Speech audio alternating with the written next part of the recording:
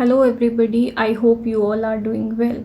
सो आज हम बात करेंगे मैटरनिटी बेनिफिट एक्ट 1961 जो 2007 में अमेंड हुआ था।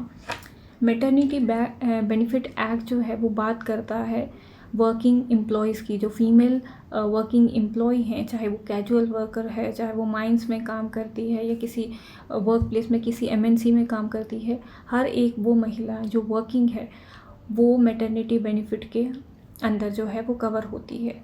देखिए 2017 से पहले जो है वो डिलीवरी के दौरान जो महिला है वो 12 महीने की छुट्टी जो है वो क्लेम कर सकती थी अंडर दिस एक्ट। बट 2017 के बाद जो है वो इस जो छुट्टियों का समय है वो 12 हफ्ते से लेके जो है 26 हफ्ते तक बढ़ा दिया है।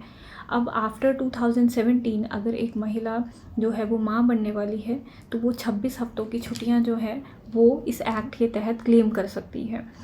8 हफ्ते का प्रोविज़न जो है वो बिफोर डिलीवरी है और जो 12 हफ्ते हैं वो आफ्टर डिलीवरी है। जो 26 हफ्ते तक जो टाइम है वो आफ्टर डिलीवरी है। तो कोई भी महिला जो माँ बनने वाली है वो इस एक्ट के तहत मैटरनिटी लीव जो है, ये बहुत ही इम्पॉर्टेंट है यहाँ जानना कि ये पेड लीव होती है। तो ये मैटरनिटी लीव जो है उसके लिए अप्लाई कर सकती है। अब ये सबसे बड़ी बात है कि यहाँ ये कहाँ किस वर्क प्लेस में लागू होता है।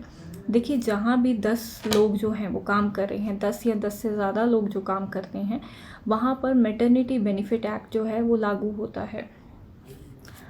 अगर ये बहुत इम्पॉर्टेंट है यहाँ जानना कि आप कब इस बेनिफिट को अवेल कर सकती हैं। तो जिस वर्क प्लेस में आपने 80 दिन काम किया है, ये बहुत इम्पॉर्टेंट है, कम से कम आपने 80 दिन उस वर्क प्लेस पे काम किया होना चाहिए, तभी आप पे ये एक्ट लागू होता है। अदरवाइज़ ये एक्ट जो है, अगर आप 80 दिन से कम वहाँ पे काम किए हैं तो ये एक्ट जो है इसके बेनिफिट आप क्लेम नहीं कर सकते। अब आप इसमें अप्लाई कैसे कर सकती हैं, कैसे आवेदन दे सकती हैं। आप रिटर्न में एक अगर आपके वर्क प्लेस में एक स्पेसिफिक फॉर्मेट है, एक एप्लीकेशन है, वो आप भर सकती हैं, फिल कर सकती हैं और उसमें सारी डिटेल्स की आपको कब से कब तक की लीव चाहिए वो सब, अपना नाम पता सब कुछ लिख सकती हैं। अगर ऐसा नहीं है तो आप एक रिटर्न में एक एप्लीकेशन जो है वो अपने HR को या जो आपके एम्प्लॉय हैं उनको सबमिट कर सकती हैं, जिसमें आप डिटेल्स वगैरह भर के आप देते हैं।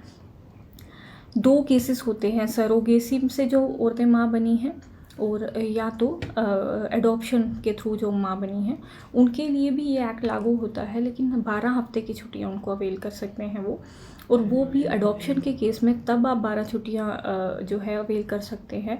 12 छुट्टियों के लिए आप ये अप्लाई कर सकते हैं अगर बच्चा 3 महीने से नीचे का है जो आपने अडॉप्ट किया हुआ है। बाकी वर्क फ्रॉम होम का हमने देखा कि बहुत सारी महिलाएं वर्क फ्रॉम होम करती हैं, उनके लिए भी ये एक्ट वैसे ही लागू होता है जैसे बाकी महिलाओं के लिए लागू होता है। मिसकैरेज का एक प्रोविज़न 2017 में ही इसमें लाया गया, जिसमें 6 वीक लीव उन महिलाओं को मिल सकती है जो मिसकैरेज का जिनके साथ काम इशू हुआ है। मिसकैरेज के केस में आपको एक मेडिकल सर्टिफिकेट अपने एम्प्लॉय को सबमिट करना होता है और उसके बाद कोई भी वर्क प्लेस जो आपको रिलीफ ये नहीं प्रोवाइड कर रहा है तो आप उसके खिलाफ लेबर कोर्ट में जा सकते हैं इस एक्ट के तहत। पहले आप लीगल नोटिस भेज दीजिए, अगर वो आप लीगल नोटिस का कोई जवाब नहीं आता है तब आप उनके खिलाफ लेबर कोर्ट में जो है वो लेबर कोर्ट को अप्रोच कर सकते हैं। और एक बहुत इंपॉर्टेंट प्रोविज़न है जो इस एक्ट में अमेंडमेंट के बाद ऐड की गई, that is a correct facility. जो भी महिलाएं जो हैं उनमें हर एक जो वर्क प्लेस है, ये उनकी ड्यूटी है कि महिलाओं को वहाँ पे जो वर्क प्लेस में क्रैच फैसिलिटी भी दी जाए। ये 2017 में ही ये चीज़ ऐड की गई।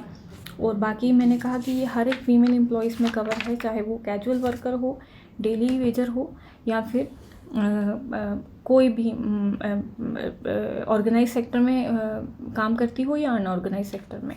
सो I hope maternity benefit act के बारे में आपको जो मेन जानकारी है, जो 2017 के अमेंडमेंट के बाद जो बहुत इंपॉर्टेंट चीज़ें इसमें ऐड की गई, उसके बारे में आपको जानकारी मिली होगी। Thank you.